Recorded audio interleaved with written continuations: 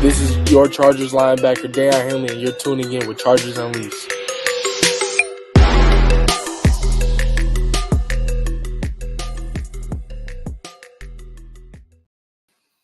Welcome to another edition of Chargers Unleashed. Jake Hefner and Dan Wolkenstein here with you from the LAFB Network. Today's show, of course, is being brought to you by Underdog Fantasy, AG1, Aura, Mint Mobile, and Rock Solid Sports Memorabilia. If this is your first time tuning into the show, make sure to hit that like and subscribe button on YouTube. You can also follow us on Facebook, Twitter, Instagram, Spotify, and Apple Podcasts. Dan Wolkenstein has returned. For those of you who don't know, Dan has essentially been on the road since before the Green Bay game. He took a trip out to Lambeau to witness that game in person.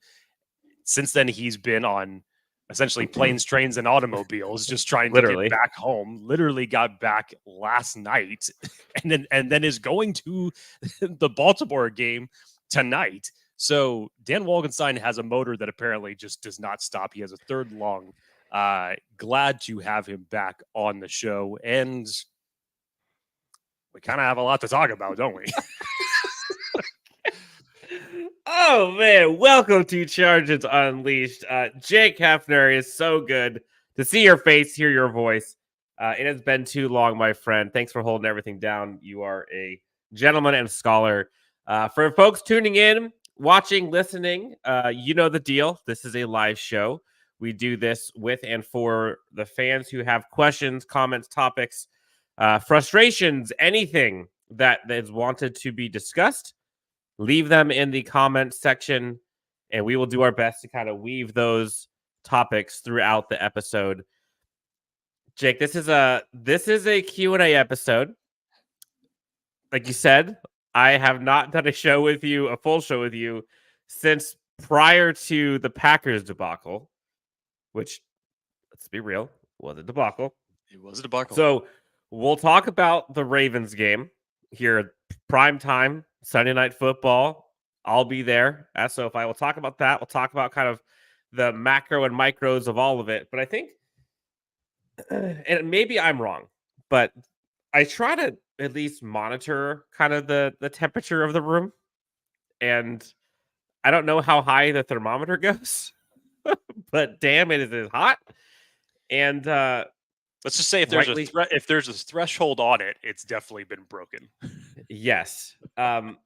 So I don't necessarily know, and folks in the comments, you let us know, like, I don't know how much Chargers fans really want to discuss, like, the X's and O's of this Ravens game. It's kind of been put to the back seat, hasn't it? I don't know. Like, the game is important, obviously, and there's so many things about it that have to get done, and the players and coaches, not like but the sentiment right now of Chargers fans is so much bigger than that I think that's kind of where we should start. So Jake, before we get to that, we have to talk about our friends over at Underdog Fantasy. Let's pay the bills, and then I want to hear your feelings on your mindset going into this game as a fan and as a person covering this team. All right. Well, before we get into that, let's tell everybody the easiest way to get into the action in the NFL. It's Underdog Fantasy and their pick'em game.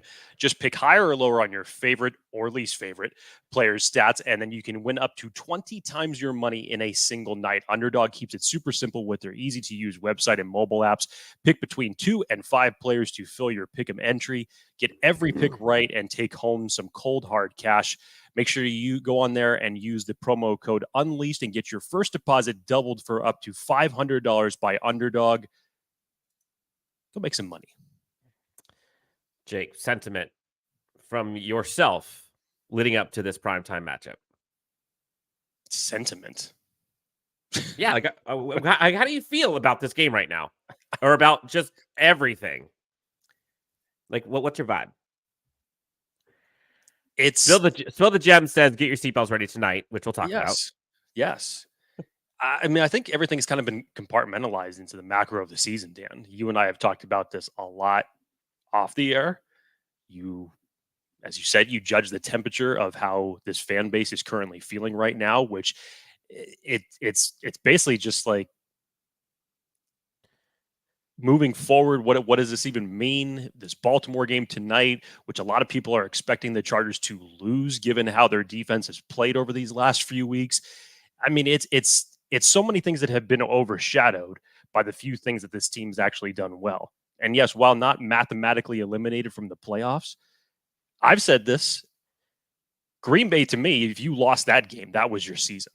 Because I don't see them going on this miraculous run when you still have Baltimore, who's now contending for the #1 seed in the AFC. You still have Buffalo on that schedule. You still have Kansas City. You still have Denver twice, who Denver is playing better, and now they're in playoff contention and moving up the rankings in the AFC West. As we have said, there is nothing from this team, at least defensively, outside of 2 performances against Chicago and the Jets and the Jets, you could say. And we've seen what that offense looks like these days. Outside of that, Dan, this has essentially been 12 weeks of the same problems that we have been talking about since week 1. And unfortunately, for one reason or another, it is a multitude of mistakes that are made defensively, more so specifically in the secondary in terms of coverage that we've seen. And then last week was just the cherry on top, where it was the perfect storm of self-infliction mistakes. You obviously have Keenan Allen with some uncharacteristic drops, Austin Eckler fumbles going into the red zone, where Justin Herbert had actually played a great game. He's played 2 great games over these last 2 weeks. And now you got to face Baltimore, whose defense has been playing very well all season. You have an offense there that is looking to dominate you with speed as well as their ground game. They're literally clicking on all cylinders offensively. And you just look at this to say, like, is this going to be a mountain that the Chargers are going to be able to shock the world in? And I just don't see it happening. And this could just be that final nail in the coffin for them for the 2023 season. So it's really hard to pull any positive aspects out of this unless you were to try to convince me any reason that the Chargers would go on a run. But I just don't see that happening. Oh, man. Dennis Yum in the chat says, this game is going to be ugly. Ravens defense better than the Jets offense was shut down by them. Ravens get 500 yards, 41-3 Ravens. This is where some Chargers fans are right now. I am not one of those. We'll get to kind of the game preview. We'll kind of get to all of that stuff, but there's a lot of heat coming at this team, and I will not shy away from it. Like, rightly so. You know, Brandon Staley, the head coach, deserves a ton of blame. And if the season ended right now, he's probably fired. And I would say he should probably not be the coach moving forward. I've said all year, this team needs to win a playoff game, or at least get to the divisional round, which right now there's no way they're not going to have a wild card if they were even to get there. Like, originally it was, okay, what if they got the 1 seed? Then they would automatically get to the divisional round. Like, pipe dream. Right now, they're going to have to win at least a playoff game. And they got to get there first. So that has not changed. There's a lot of blame to go around. And it is hard to cover a team that has so many aspirations, with a fan base that is so desperate, with a quarterback like they have, and some of the talented players that are on this team, and the history that has kind of plagued this team over the past decade plus. I mean, you could talk to Chargers fans, they'll say 35 years, but I think what's frustrating Chargers fans is, you mentioned it, Jake, the problems that we've seen from week 1, and you could honestly kind of go back a decade, but let's just say in the last year, or hell, the last probably 2-3 years, a lot of the problems still exist. You're still seeing lack of execution, which honestly, probably every football team that loses can say the same thing. But we see it more so in times that are critical. And Derek Ansley had a quote a couple weeks ago, I think, where he said, you know, you either have it or you don't. And you can't really coach it in these guys. And I think that's what's frustrating, is you're seeing players just metaphorically, literally, figuratively just drop the ball. And you're seeing a coaching staff that is trying things, but what they're trying isn't working. I think that's clear. And you're seeing players that are just not performing well, coupled with injuries that have really affected this team, coupled with like uncharacteristic stuff, like you mentioned. Like, it would not shock me at all, Jake, if this is the week that offense does great, defense does great, special teams doing fantastic until the end. Chargers are down to whatever, 38, 35, and we miss a field goal or punt block. Like, what can't go wrong does go wrong a lot of times with this team. I think that's what is hard. Is there's a lot of things that consistently happen, and then when those things, for whatever reason, don't happen, something else happens that's even worse. So this was it's a long tirade. I apologize. But there's a lot of comments here I think we should get to. So I'm going to kind of just go quickly here, Jake. Wiggy Bruce. And guys, please, gals, leave the comments here. We're going to get to them. Good morning, guys. Do you think Staley will get fired if they lose to the Ravens? No. And I'm not saying that just from the standpoint of, to Dan's point, is like, does he deserve the blame or anything like that? I'm simply just reading the terrain off of what we know from the ownership. They will not fire a coach mid-season. And even if Brandon Staley loses, which would really put them out of playoff contention, and you may want to line up all the tea leaves to point in that direction, I still don't see them doing it. Doesn't necessarily mean I agree with it. I'm just telling you what we know from the organization. I don't believe that they will pull that trigger. Yeah, I have said that I don't see them making any changes until they are mathematically eliminated from the playoffs. Could they do an in-season change after that? Maybe. But like you said, when's the last time that's happened? Usually the season plays out. Matthew Dahl says, here we go, guys. Hashtag fire Staley and Tom Telesco.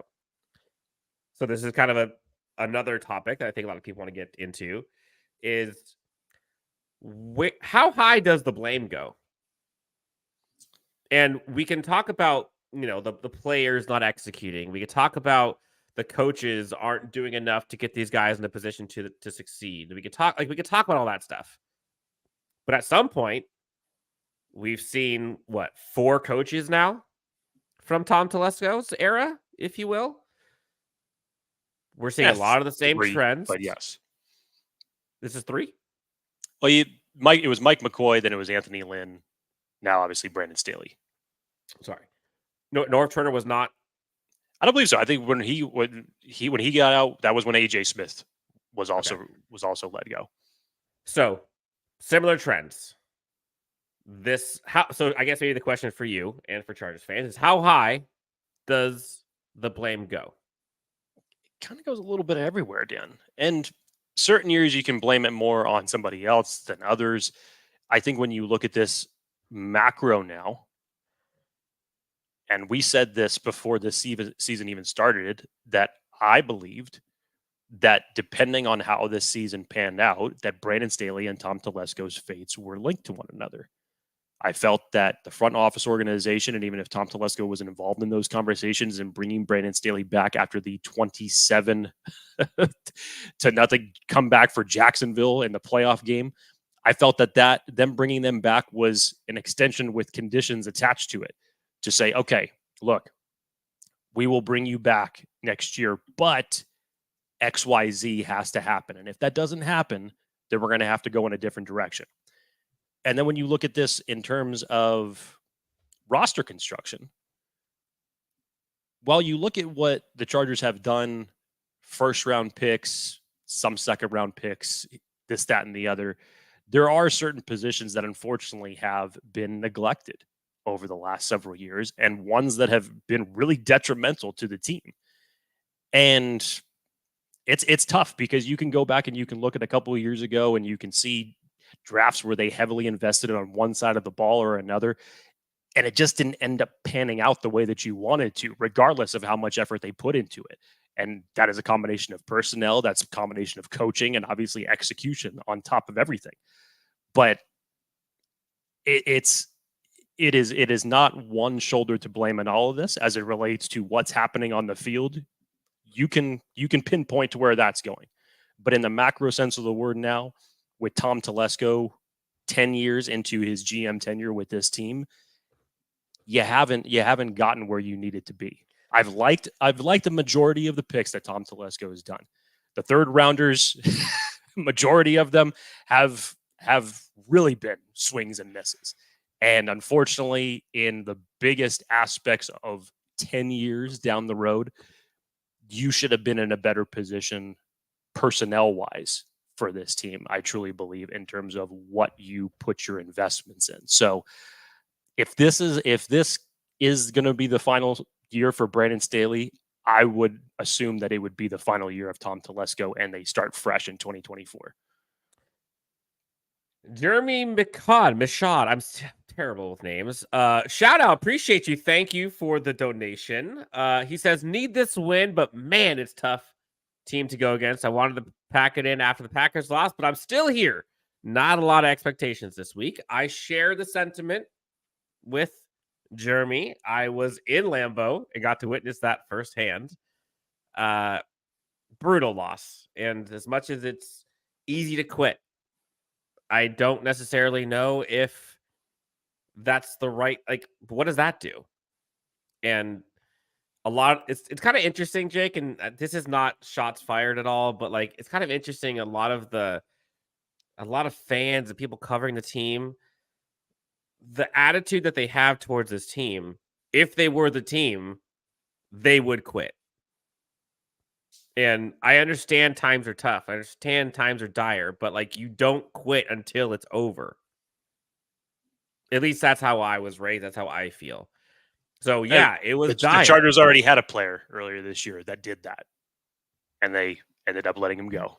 That's a great segue, actually. I think you mentioned, Jake, I gotta get to all these. There's so many comments in here. I gotta get to these. But you mentioned real quick, kind of the drafting and the personnel and everything. I believe firmly that the one single transaction player issue that has affected this team the most has been the debacle that is JC Jackson. I think Brandon Staley, with a bona fide shutdown corner, that defense looks different. And right now, not only do they not have JC Jackson for the last 2 years, I mean, all know what happened with that. Then, okay, Michael Davis, like, okay, maybe he can step up. No, he's like taking 5 steps down. Asante Samuel Jr., I think he's a fine cornerback 2-3. He's not CB1. Then, okay, after that, you've got Jazeer Taylor, Dean Leonard. Like, we're talking day 3 picks, late day 3 picks here in the secondary. Derwin James, he's a fantastic player. I think he's freaking being targeted. Some of the penalties that he has gotten this year have been ridiculous. When's the last time the Chargers went out and drafted a secondary in the first round? Derwin James. 2018, I believe. Jason Verrett was the first time they drafted a corner. The last time they drafted a corner, and this coming year will be a decade since they did that. They don't bring Bryce Callahan back, which to me blows my mind. So the JC Jackson thing, there's so much of a trickle-down effect of that. And with Brandon Staley's defense so predicated on the secondary, I think that has kind of crippled this team. Let's go. Let's get to some of these topics. Joseph DiMartini chimes in. Let's get this W. I know we always have a chance with Herbert back here. Hopefully we can come out on the right side tonight. Jake, I tweeted last night, or posted on X, that's what they're saying these days. There is no silver bullet in the chamber for this Chargers team. Not one decision that this Chargers team can make will fix what this team is going through right now. A new head coach isn't fixing this. A new GM by itself isn't fixing this. A new free agent isn't fixing this. Like, there are so many things that have to be done for this to get resolved. Not that it can't get done, But it's it's a collective thing right now. Like, the players got to play better. The coaches got to coach better. The GM has to GM better. Like, John Spanos, director of player operations, or whatever his title is, like, he has to do better. Like, everyone. And you're seeing all of it leak through. And so I think it irks me sometimes where all we need to do is just fire Brandon Staley and we're saved. I don't think it's true. We've been saying the same thing since Marty Schottenheimer was let go, since Norv Turner was let go. Then you recycle him with Mike McCoy and Anthony Lynn, and then. It's just it's not necessarily a guarantee that something is going to be fixed, but it's the matter of perception, Dan. You know, you see this now throughout the league. I heard a stat this morning that I did not even know. You know how well the Steelers keep their head coaches preserved and how long it's been since, you know, they recycle coaches? They've had 2 in the last, 30 years? Yes. But Canada getting fired as the OC. I heard that this morning that is the first time since 1941 that the Steelers have fired any coach in season. That's insane. That's crazy. So look at the history of that team. Right, but we'll obviously see if that ends up translating properly to an offense that is been abysmal, but is still somehow in playoff contention because of Mike Tomlin. You look at what Antonio Pierce has done, even against maybe subpar competition, since he has been the head coach of the Raiders. It's something that will jar something in the players, in the organization, from a standpoint of someone else's perspective that can bring about change. Now, it doesn't always happen. It doesn't always work out. But it's, when you look at it like this, for the 2024 season that the Chargers are going to head into next year with all of the issues, especially financially, that they have to deal with, this one's going to be tough. Dan, when you were talking about that, just in terms of, I wanted to touch on it with the secondary players in terms of the investments. Okay, so you go back and you look at that 2018 season. That was Derwin's rookie year. They made a playoff run that year with Phillip Rivers. The Chargers came back around in that draft the next year and invested highly in the defense. 5 out of their 7 picks were all on the defensive side of the board. But this is how it panned out. It was Jerry Tillery. Mm-hmm. It was Nasir Adderley. Mm-hmm. Trey Pipkins was taken in the 3rd round. Drew Tranquil. It was Easton Stick in the 5th. And Cortez Broughton and Emike Bukley to finish out the draft. Your first 2 players no longer with the team, one because of retirement, one because he obviously wasn't playing good. You let go of one of your better linebackers that you had, another one recycled just like Kaiser White from years ago. And you look at that draft now, and to say that you got really one contributing starter out of that, if you want to call it that, would be Trey Pipkins. That's bad. That's bad now that you look at the finality about that. That's really, really bad. Yeah, which I think that's kind of the macro stuff that we'll get into here as the season kind of goes along. Laus de Bruin, very hard to be hopeful. Staley has become stubborn in his presser meltdown. Even made a Sky Sports broadcast here in Ireland and the UK, and they never show press conferences. I think we can all agree that frustration boiled over for Brandon Staley. I think that's fair to say, right or wrong. He's in a tough spot because right now it's kind of a lose-lose situation for him. There is literally nothing that will keep people from wanting him gone other than fast forward to AFC divisional, AFC championship game, and he's in it. And even that, I don't even know if everybody would want him to stay. And if they have any success, it won't be because of him. And any failures will be because of him. Like, that's just kind of where things are at right now. The national narratives, people covering this Chargers team, like, you see it. You see it. People are just isolated on one person that they want to bring the wrath down on, which, again, Brandon Staley holds a very good share of the blame. No one is disputing that. But to say it's just him is a little naive, in my opinion. Wiggy Bruce says, reminds me of Fouts, Winslow, Chandler, and Joyner, and then no defense. Justin Timberlake, Jake, is in the chat. Oh, Just want what to an say honor. thanks. What an honor. Thanks. Jake and I are doing our best to bring sexy back, but it's probably going to be a bit. Lyles Bruin says if Eckler was healthy and even Palmer was back, I might believe. But it's just Keenan Allen and Herbert show against the top 3 passing defense. Man, that Packers game. I think I saw a stat where Eckler bounced it outside and he looked like he was 13 miles an hour. 13 miles an hour, which was, I think, like 9 miles an hour slower than some of the fastest in the NFL this year. It looked really weird, man. It looked like Eckler was in slow motion while the rest of the defense was in fast forward. It was really that much of a... It was crazy. Yep. Cash by 51. Brandon Staley has a lot of skill turning the highest paid defense in the league into the worst defense in the league. Whew, glad he's here. Okay. There's not much you can argue with that, Dan. The one year that we had talked about on this show, when the Chargers had the most cap that they had in I don't know how many years, and they went out and they invested a majority of all of that in their defense. And when you go back and you look at it in terms of those big time free agent acquisitions, which one would you really say has like contributed to be a difference maker? Not a contributor, a difference maker.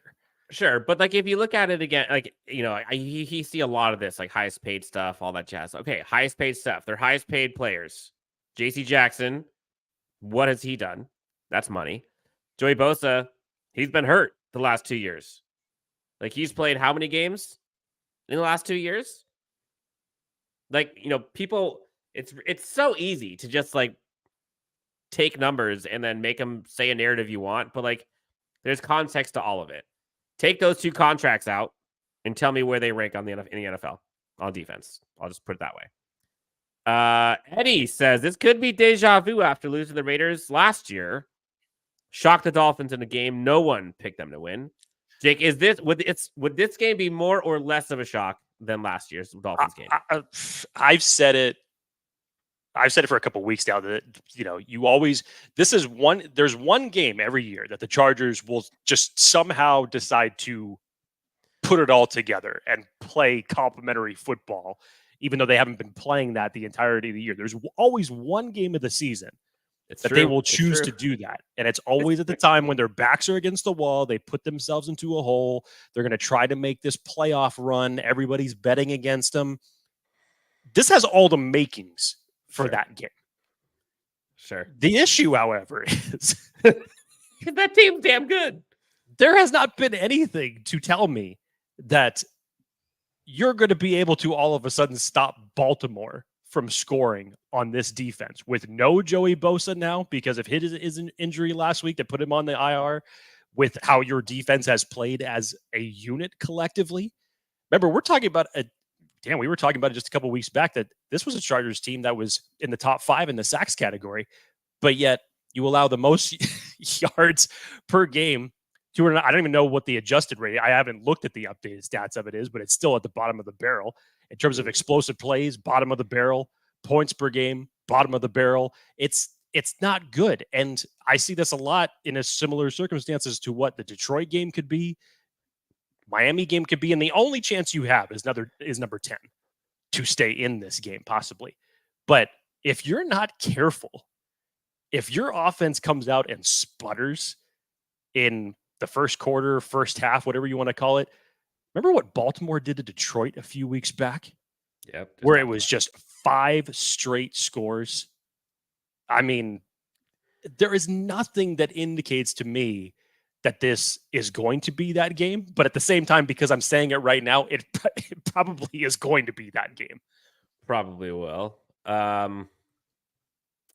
Look, I think it's this game would be wild if they ended up winning it.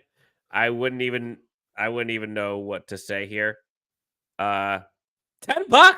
Omar comes in. $10. I don't even know how to read this, but I'm going to try to read this. 12-team half PPR. You're starting Minshew. 2 is benched. You got Pollard, Pacheco, Amon-Ra St. Brown, Keenan Allen, and Kincaid. Your flex is Eckler and Gus. Benching, interesting. Benching Ridley in that game. Downs, Flowers. This is tough. This is actually tough because I'm assuming that he's asking replace. I would like personally, if I'm looking at this, I would like. I don't know what this means, to be honest. I'm assuming he's saying which ones to start sit. If it's me, I'm probably going to be plugging in. I would probably plug in Ridley if I had a decision to make. That's probably where I would go. And if there's a way that you can, didn't Calvin Ridley already play? No, he plays today. He plays today. Never mind. You've been on the road. I have him on my fantasy team, and I couldn't remember which one already played. It was Garrett Wilson who already played. I apologize. Correct. Yeah, if there's any way for you to possibly work in Ridley and Flowers into your lineup, that's where I would do it. I think I agree. But thank you so much for the donation. Helps out a ton. Let's get back to some of these topics. There's a bunch of these. Joseph DiMartini asked a fun question. How do you guys think QJ responds this week after the big drop last week? You heard him talk afterwards this week about kind of his mindset and wanting to change things, and you can't change the past, but obviously it didn't go the way he wanted. You heard the team talk a lot about kind of the character that he has and kind of that being one of the bigger reasons why they brought him in. Like the mental fortitude. Jake, how do you think he responds? One thing you don't do is not throwing the ball. You have to do something to reinvigorate Quentin Johnston's confidence right now after something like that. And it has been a slow progression of the offense integrating him into this game. We all know that when the season started, he was essentially wide receiver 4. And when Mike Williams went down, we expected it to be like, okay, that's the green light. Everything's going to go. And unfortunately, he didn't end up seeing as many targets as we all expect. Now, over the last few weeks, he has been getting that. And yes, that was a catch that he should have had last week. And it was a bad drop for a multitude of different reasons. For the perspective that was on him, obviously what mattered in the win-loss category for that team, because that set them up in great position to either win or tie the game at that point in time. And one thing that you can't do for a receiver that is this young in the game, you don't use that as a reason to go away from him. Regardless of what you may think and how much you can trust him after a drop like that, you have to find a way to reinvigorate his confidence. I agree. Jake, we have so many comments and topics here and questions. So let's try to go rapid fire. Let's try to keep our answers kind of short, sweet, succinct, so we can get to as many as we can. Anthony asked, you think Bill Belichick is a real possibility? It's possible, but I think ownership doesn't make that move. What say you? No, for a multitude of different reasons. Yes, because the ownership standpoint, for as much as control as Bill Belichick currently has in New England, I don't see him getting that amount of power here. And also, as I was mentioning, the drafts that Tom Telesco has put up just a couple of seconds, go back and look at some of the drafts of Bill Belichick. Don't want because that. It's not much better. I don't think I would be wanting to hitch my wagon to whatever years Bill Belichick has left in the NFL to the way that he drafts. The reason Bill Belichick would even be available is because of how bad he is at actually bringing players in to succeed. Like, look how bad that team is right now. That's also him, by the way. Ryan says, our fan base is miserable, toxic, trash. Chargers by 4+, going on a run. We'll get hot for the playoffs. Bolt up. Look, Ryan, I love your optimism. I needed that this morning, at least the back half of that comment. You're making me look like a pessimist. I appreciate you. There is a bit of a toxic vibe to some. I mean, this is probably every fan base. So, yeah, sure. I agree to some extent. Dennis, Jake, says, we could have 11 Pro Bowlers on defense, but when your scheme does not fit to your strength of the players and your play calling is atrocious, coaching matters. Look at the Raiders keeping the Finns down to 20 points. Yes. It's not wrong. He's not wrong. Dan, I've said this for 2 weeks now. When you look at certain teams with coaching situations where they are in dire need of something at that position, but they are still afloat, You look at the Minnesota game after the Chargers beat them early in the season, they were 1-3. People were writing them off, and they have since gone on a run with Joshua Dobbs now leading the way for them. Look at Cleveland after losing their franchise quarterback with DTR right now, because they have an identity that their defense is going to obviously win them the games. We talked about the Steelers already, what Mike Tomlin is able to do with them, with Kenny Pickett at the helm. Good teams, good coaches are able to find those ways to win.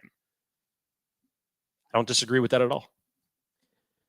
Let's see. Goomba asks, would you bring Staley back if he somehow brings us to the conference round? I mean, yes. What star are we wishing upon for this to happen? Obviously, this is the ultimate hypothetical. Sure. But if it happened, let's say they get to the conference round. I would probably say that the organization would have a reason to bring him back if that ended up happening. Since it's probably not going to happen. No, but wait, hold on. Stay here. If they get to the conference round, yes or no? What say you? I would say that he would probably be brought back. Would I do it? No. Fair. Okay. Reality check. Thanks for checking in, by the way. Staley knew the secondary needed help. J.C. Jackson was just a miss that anyone could have missed on. Agreed. There were a lot of teams that were clamoring for his services when he was a free agent. Let's not forget that. Unfortunately, the Chargers just got the bad end of the stick on that one. Yep. Staley hasn't had a first rounder. He continues. All the defensive backs are all late round picks. Exactly. Yep. Let's see. Scott W. When I look at the Ravens injuries, I believe Bolts and pull out a win. Jake? Yes or no? Chargers win or lose today? No. Sorry. Yeah. I don't blame you. Let's see. Reality check. Hey, $10. Appreciate the donation. Let's get to this one, Jake. Count the missed tackles. Anytime someone gives a donation, by the way, immediately jump to the top.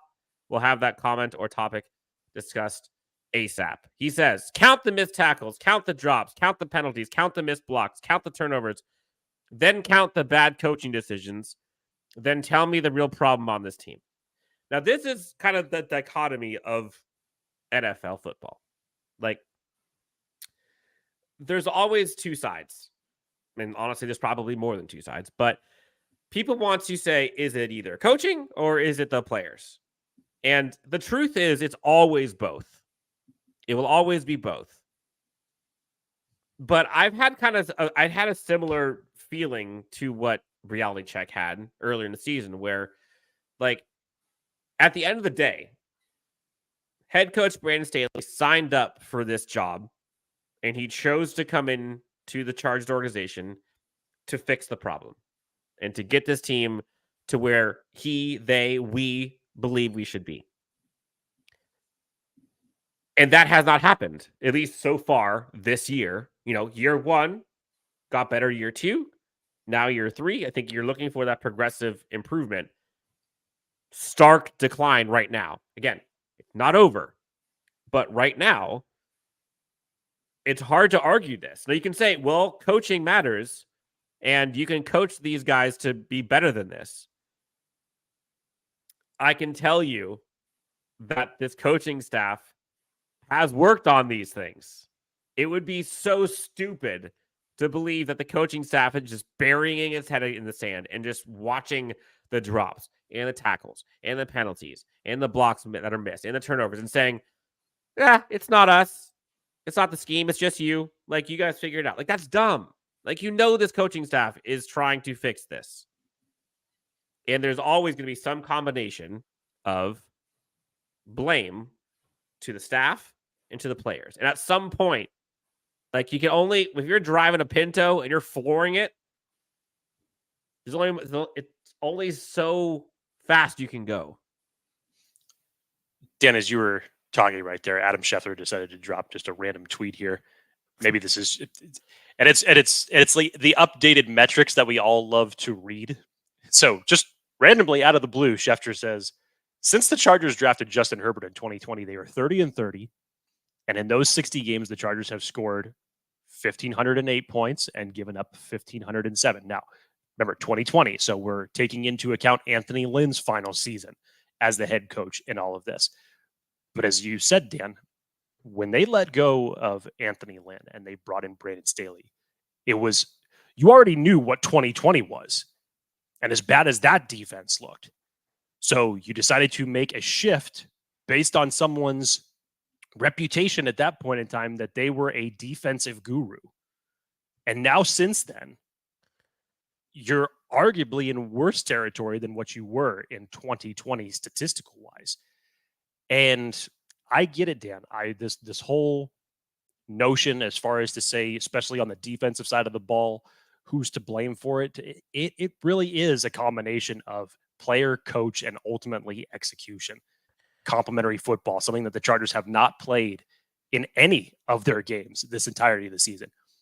I think my thought process on it is that we're now entering week 12 and you still have the same problems that you had in week 1. So it's either the scheme isn't really working, even if you're trying to fine tune it and improve it every week, or the message that you're sending is not translating to your players. And either one, it's the coach's responsibility to fix. Dennis Yum says, but Staley is the cancer of the team. Did you not see the presser? He will not adjust. He thinks he knows everything, and these guys are toxic to the team. Like, Dennis, respectfully, that's insane. Like, do you not think that Brandon Staley has tried to adjust the way this defense is being played? There's a lot of narratives out there, a lot of people trying to push agendas, but the truth and the reality is this team has tried press. It has tried off. It has tried man. It has tried zone, cover 2, cover 3, cover 4, cover 0. It's done all of it. People want to say, oh, Michael Davis, why is he playing soft? He should be playing press. Go back and watch the Packers game. Michael Davis got torched in press. Go back and watch the Titans game. Michael Davis got torched in press for a touchdown against a guy you never heard of. Like, I'm tired of people that just say, oh, they don't adjust. He just does the same. Like, it's not true. It's not true. The secondary is playing awful in the worst moments in games. Now, that is on coaching to some extent. I would love to be able to talk to Michael Davis. I'd love to be able to ask his coaching staff, like, how specific players are making the same mistakes and how specific players are still playing right now, given their performances. But to say he doesn't adjust is just wrong. And you see a lot of that. So I apologize. I'll reel back, but okay. Do it, done it channel says Ravens 38, Chargers 20. I understand it. Goomba says Herbert needs to start playing defense. Jake, how do you think this defense would look if Herbert was back there? Or let's say 11 Herberts. 11 Herberts. Well, if he was somehow able to come up with a pick 6, we know he can run the ball at least. So maybe he could get some decent yardage on an interception return if that was the case. Other than that, Justin Herbert ain't gaining 320 pounds and playing D tackle back there. So that doesn't really help matters. Nope. Okay, there's some funny things here. Do it done. 50 years I've been watching these losers, not one Super Bowl appearance. Not true. Yeah, I guess if we're just doing the math here, if you've been watching for 50, they've been to one. They didn't win. They got their ass kicked. Yes, but the appearance. Yes. Yep. This is a funny one. Eddie says it was good dressage, gal. I feel like I gained 20 pounds on Thursday. Do you get the reference here? I don't. Well, I mean, I would hope that everybody gained 20 pounds. Oh man, my pants are tight right now. Let me tell you. And you've been traveling too, so I know you've been doing a lot of eating over the last week. Oh boy, not just over the last week. I'll tell you that much. Girthy Guitarist says, "I expect the Chargers to lose by 3 again. Staley won't change, so neither will the results." Cool. Okay. Let's see. Love the show, boys, says Jorge. Haven't made it to a live stream in a minute. Happy to see y'all's faces. Salute to you, Jorge. Thanks for chiming in. Honestly, Jake, I gotta go crazy fast. While I go through these, if there's a comment that you want to discuss, Jake, just like hit the button because I can't catch up with all these. Got you. Jonathan says, what percentage do you give Staley getting fired after the Ravens game if they lose? Jake, you and I both say 0. Again, 0. And it's not I'll say because 1. I'll say I 1. disagree with it. I'm simply just saying that what we know from the organization doesn't tell us anything otherwise. Yep. Jorge, the team's doing so bad, even Dan looks sad. No, honestly, I'm just tired. You could have caught me a couple days ago, and I was a lot more sad, I'll tell you that much. Jake's had to hear a few things from me. Apologies, Jake. Thank you for being you. Pulling me out of the gutters. Eddie, unfortunately, Bolt family, the 2023 Los Angeles Chargers, after last week's loss, the ship has hit the iceberg like the Titanic. Can Justin Herbert, Keenan, and Khalil rescue the ship from sinking? No. I mean, look. No. Jake says no. Jake says no. Here's my thought, honestly, Jake. Like, I thought earlier, there is no silver bullet. Like, the team just has to freaking play better. Like, they just have to execute. Like, the team has talent. The only area that really concerns me that like there's no hope kind of thing, like, is the secondary specifically, and corners, I guess more specifically. Like, the way that their team is constructed because the J.C. Jackson debacle, because they didn't bring back Bryce Callahan, which blows my mind. Sidebar. I would love to be able to find out some answers to some specific questions about like how this team is run, like fundamentally, like who makes decisions in the draft room, who makes the ultimate decisions on which players are signed or re-signed or brought back or whatever. Like, who makes those decisions and who doesn't? I think that's kind of a big one in my eyes. But like the secondary, J.C. Jackson's gone, right? You got Mike Davis, Son Sandwich. Both those guys aren't really playing well, especially like in very key moments. Go back and watch that last drive against the Packers, case in point. Like, who's walking through that door? You got late round draft picks behind him. Like, yeah, I'd probably put Dean Leonard in there, sure. But like, are you feeling confident about that? I don't know. You feeling confident about Jazeer Taylor out there more than what you're already feeling with the guy? Like, no. So like that irks me. Let's see. Has Derwin James, asked Eddie, lost his credibility as an all-pro safety? Because in my opinion, I thought our Bolts draft the next Ed Reed. No, I don't think so at all. No, even the penalty that he got in that Detroit game, I thought was not warranted. You go back and you look at that.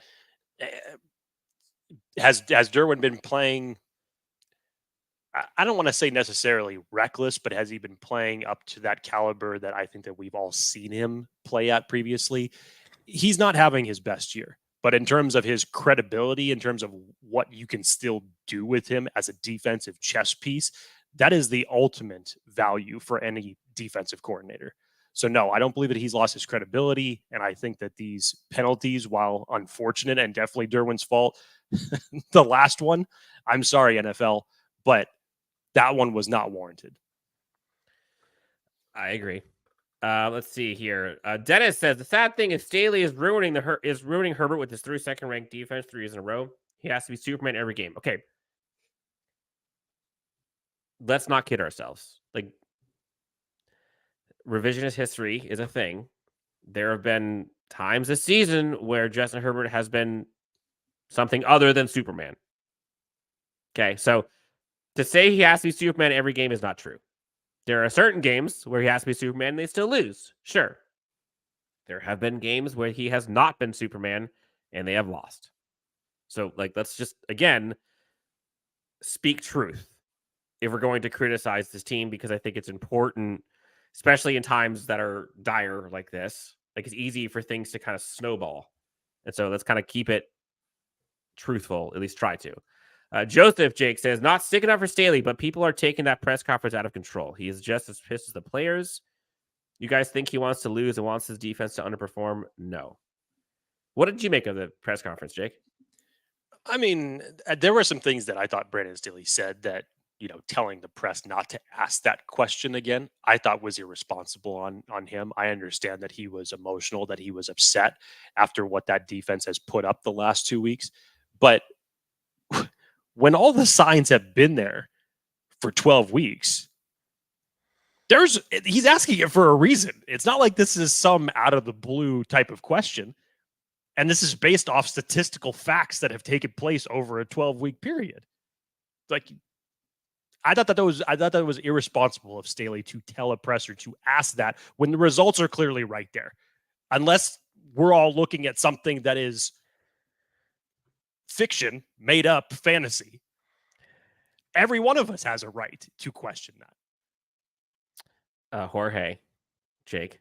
I don't know if you paid him this time. Jorge says, my man Jake making them gains. Jake the Tank. I appreciate it. That's why I have the camera up above my biceps right now. So I appreciate it. My diet is still shit for the 38th year in a row. For those keeping track at home, that is how many years that I have rotated around this earth. So I have never been on a good diet. It still is shit after, especially a Thanksgiving weekend. I appreciate it. I can be better. Attaboy. Goomba asked, who would you rather have for interim head coach? Kellen Moore, Ryan Ficken. I know my answer. I would probably side with Kellen Moore in this circumstance, and I'll tell you why. I like this. I mean, that's probably the consensus, so I can't. This is even still flying in the same realm of, there's not one that has necessarily proven that they could take this team on a winning formula. It's still a first-time head coach, if you will. I think if you installed Moore as the head coach, he would still have a good responsibility with calling the offensive plays. And then we're talking about installing a defensive coordinator, whoever that would be, probably do a full revamp of that entire staff. If you did it with Fitkin, you're probably losing Kellen Moore. He's going to go get a head coaching job somewhere else, and you're going to really have to retool the entirety of your staff. So in terms of another possible offensive coordinator for Justin Herbert to learn under, this to me would be the most logical choice with the easiest transition. I'm torn. A lot of people want Staley to be fired, and I get it. But like, this entire coaching staff has blood on their hands too. Like Derek Ansley, we don't even know his role in the team, in the defense and play calling and coaching the team. And again, remember, he was the secondary coach. Like, he was the DB's guy, and the DBs are not good right now. So like, I don't know. Kellen Moore. Yes, Justin Herbert is Justin Herbert, and like, incredible. But like, we've had a lot of frustrations around this offense too. And on top of that, like, Kellen Moore seems like a smart guy. I just don't know if he is head coaching personality. Like, usually you want your head coach to be kind of like in your face, leader of men type. And it just doesn't seem like Kellen Moore is that style. Like, could it work? Sure. Like, you look at like Mike McDaniels or whatever, like, it could work, but I just don't know if that's him. Ryan Ficken is kind of the one coaching or head coaching guy on this team, at least from a higher up, offense, defense, special teams. Special teams has looked great all year, and a lot of guys love him. So I think I would probably go there if it was me, but who knows? Let's see. Jorge says Dan interviewing Dean Spanos would be interesting. I would love that. I have so many questions. I might just like, maybe sidebar, Jake. I might just take like a long X post to just like post my questions, and hell, people can retweet it. Jake, any of these comments stick out to you? Keep cycling through them, Jen. Okay, here we go. Let's see. We still have to play girthy guitars. We still have to play Denver twice and Kansas City again. I have no faith this team could get to 7-9. But do you have your final season prediction right now, Jake? Like, record wise? It ain't 7-9. I'll tell you that much. It's worse. Fair. Ryan says, Dan, love you. Comment to the fan that says Staley doesn't adjust. So spot on. It's a constant narrative in social media. I think they believe adjusting is altering an L to a W, not actual play. Thank you. Let's see. Segur Vive Moi 42. I don't even know what language that is. Dean Leonard over Mike at this point. At this point, I said earlier, I'd do it. I would do it. Dean Leonard looked pretty darn good at training camp, to be honest. Like, he got beat a bit early on, but then he kind of came around. And Jake, you and I were both there. I think he had like 6 pass breakups in one day. I was like, holy crap. This is I remember that pretty day. dang good. Let's see. I think we answered this already, but do you think if Bill Belichick becomes head coach, he could turn the team around? Well, okay, hold on. Number one, I don't believe that Belichick is going to become the head coach. Well, okay, but I think specifically is if he's just the head coach, which would never happen. Right. If he was just the head coach, I would probably... I'll go as far as to say that the defense would be improved. I'll say that much. Yeah, I think I'm with you. Let's see. Well, I don't know. Topic for another day. Goomba says, next year, do we draft, pick up a veteran, or stick with Clapp for center? We don't know what's going on with Lindsley. You hope that things are getting better, and he's traveling with the team, and he's there helping the offensive line, but that's a scary thing. There are so many holes that this Chargers team is going to have to fill next year, and a majority of it is going to be because of the draft, because the Chargers are going to be so strapped financially with their current contract situation. I do not envy Ed McGuire heading into next season because of all the moves that he has done over the last couple of years, which we have obviously lauded him for, with pulling stuff off that people did not expect him to pull off financially in terms of when you look at those big 4 contract restructures. But going into next year and how you're possibly going to make those type of tough decisions with those big name players, I don't envy that. No, I don't either. Eddie says, Dan, Jake, do you feel like Austin Eckler is cool on our bolts? No. That's never been Austin Eckler's character. Has he not had the season that people would have expected him to have with Kellen Moore at the helm, and even in the galaxy of what his 2 years prior had been? But I do not believe that quitting is an Austin Eckler's character. And I know that there has been a lot of perception things thrown around in terms of when he speaks to the media that even I don't necessarily agree with. Totally. But some of the national stuff he says is like, come on, man. But no, I do not believe that he has quit on anybody in that locker room. Reality check, Jake. He has a funny comment here. It wasn't Staley's best look, referring to the press conference. But everybody said they were tired of hearing the same things from him. This was different. Everyone's still mad. I don't mind a salty coach. Might be the edge he needed.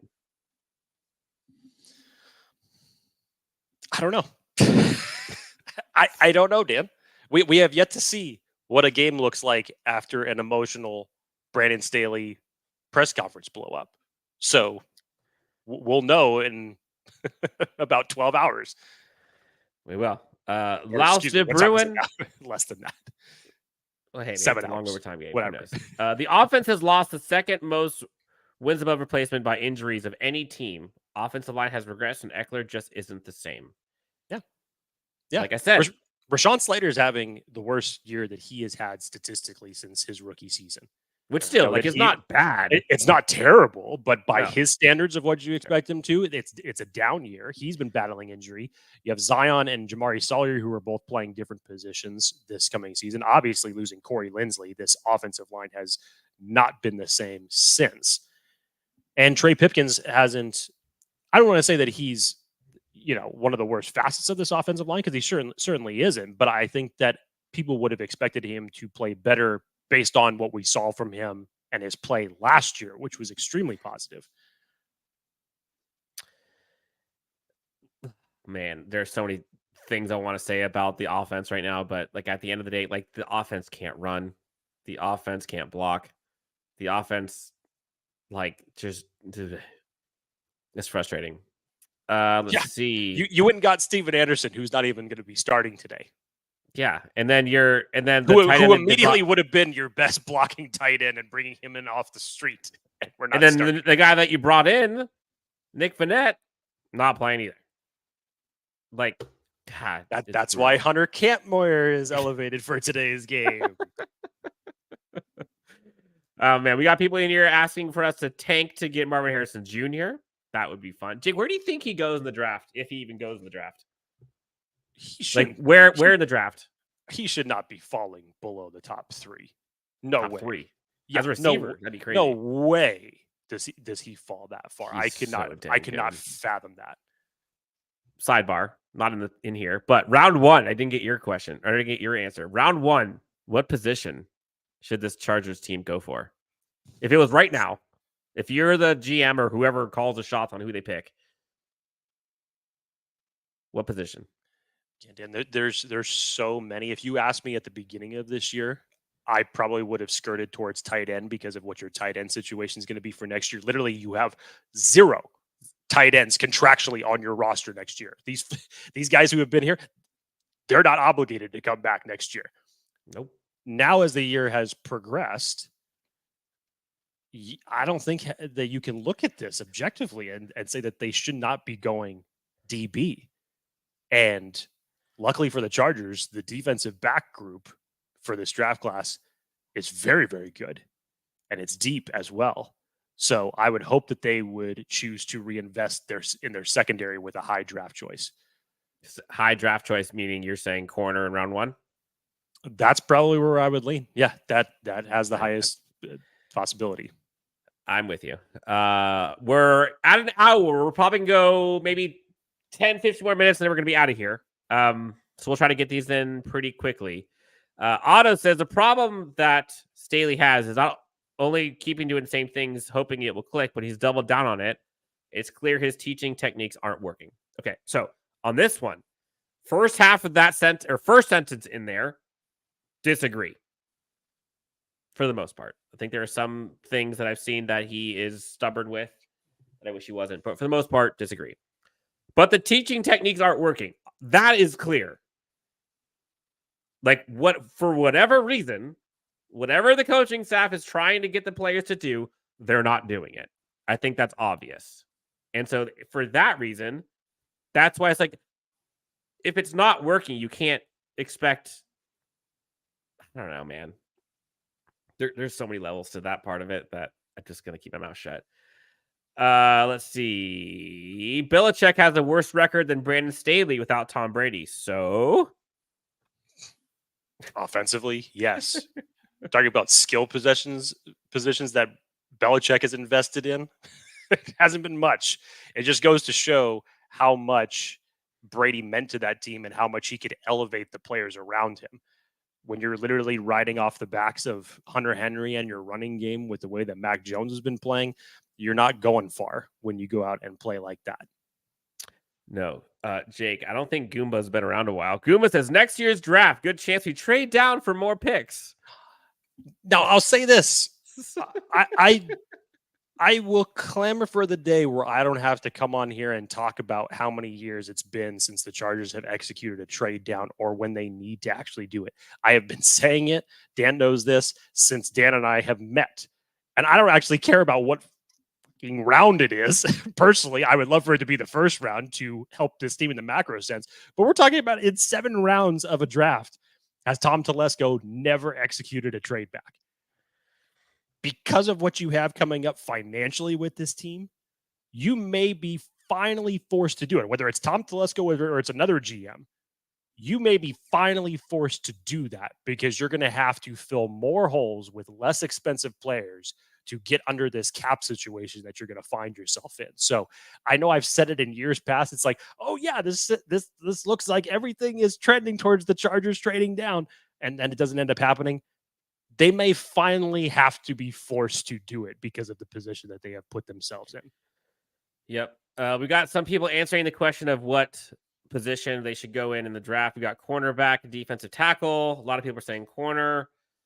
We've got Brock Bowers' request. Brock Bowers was probably my number 1 target before the season started. I thought for a tight end, at that point in time, the Chargers probably were not going to be in a position to get him when you were thinking about what this Chargers team was going to do before week 1.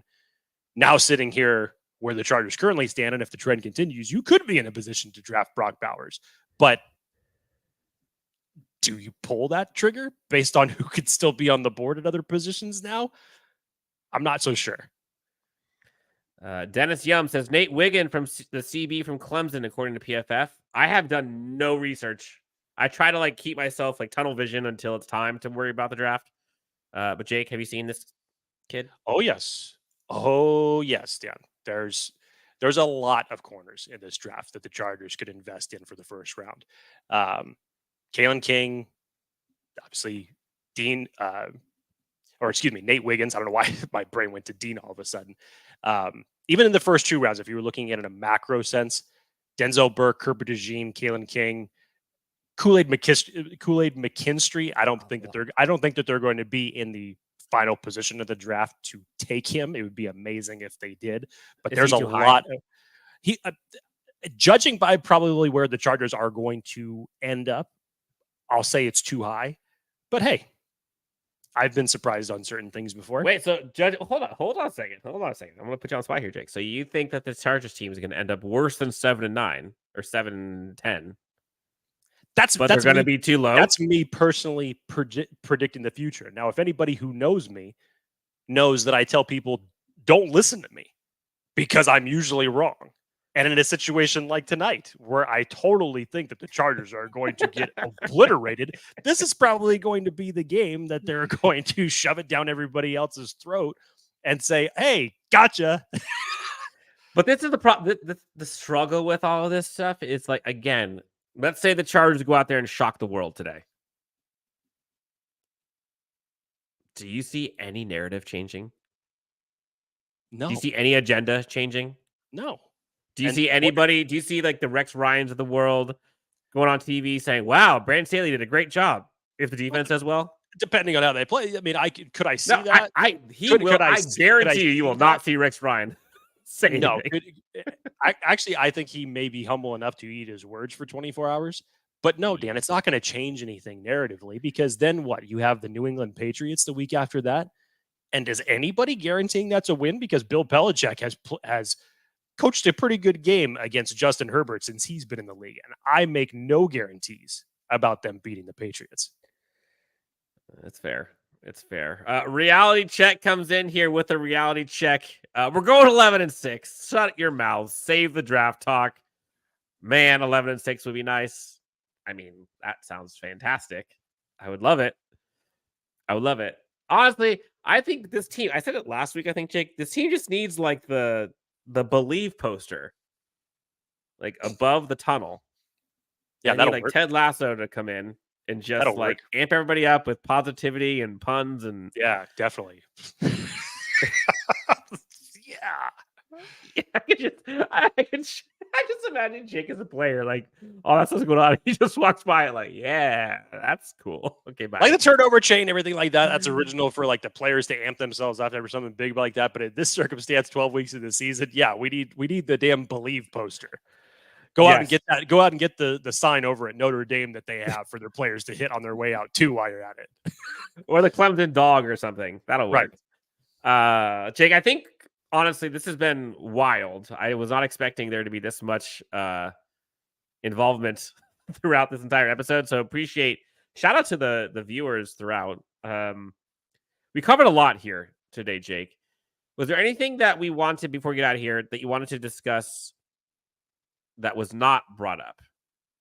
I know we didn't get into the X's and O's of tonight's game, and personally, I didn't expect to do that.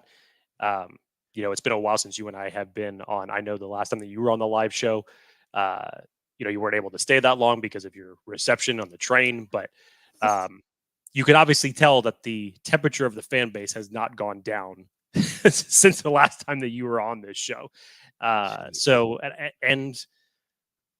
And for good reason. I feel like the game, in terms of covering it X's and O's wise, we're all just kind of waiting to see if there is going to be any changes, Dan. Instead of you and I coming on here and talking about like, well, what do they need to do? What do they need to do? We know what they need to do. Just do it. At this point, it kind of feels like it's wasted words. So that took a back seat today. And it was more so answering fan questions, something that we haven't gotten a chance to do in a while, and kind of just talking about the macro sense of this team. Yep. All right. Well, as we get out of here, Jake, as we often do, we can try to wrap this thing up with comments at the end. For folks who have not already done so, please hit the like and subscribe button. It does help us out a ton. Share with your family and friends. I know this season has been tough. I know this season has not been easy. I'm still going. I'm still supporting this team. I'm still going to be critical. I'm still going to be honest. but I'm not going to give up on this team. And I mean, most of it is because, hey, it's been 25 plus years. Why now? Like, I'm in too deep at this point. All your base, I belong to us, says upsetter mode enabled. I like it. I like it. The world will not be shocked, Jorge says. Chargers are going to lose. He also says, Nike, baby, just do it. I'm down just putting a Nike logo up above the tunnel. That's cool with me. Jake, this has been fun. I'm glad we got to do this. Enjoy your football, Chargers fans. Prime time, Chargers, Ravens, Sunday night, under the lights. If you don't have tickets, honestly, it's such a fun atmosphere in prime time. SoFi is, in my opinion, one of one when it comes to nighttime football experiences, at least the stadium itself. Until then, Jake, fingers crossed for this game. Hope to come on here tomorrow while we're talking about a victory Monday. But until then, Jake, you've got your cardiologist appointment set up? No, actually, I kind of told her to take this weekend off. Oh. And I will probably just be watching the game with a glass of bourbon and a smirk across my face. I think I've gotten to the point now where I can control my heart rate. I'm just imagining like Jake with like the bourbon, just like every time something bad happens, just like a quick cheers. Cheers. It's like that scenes from The Boys where he's just watching what's happening on the screen. That's pretty much me. That's pretty much me at this point. Yeah, I'm with you. All right, man. Guys, gals, again, thank you so much for tuning in and for participating in this one. This has been fun. We will obviously do more of these. You're the reason why we do them, and you guys showed out today.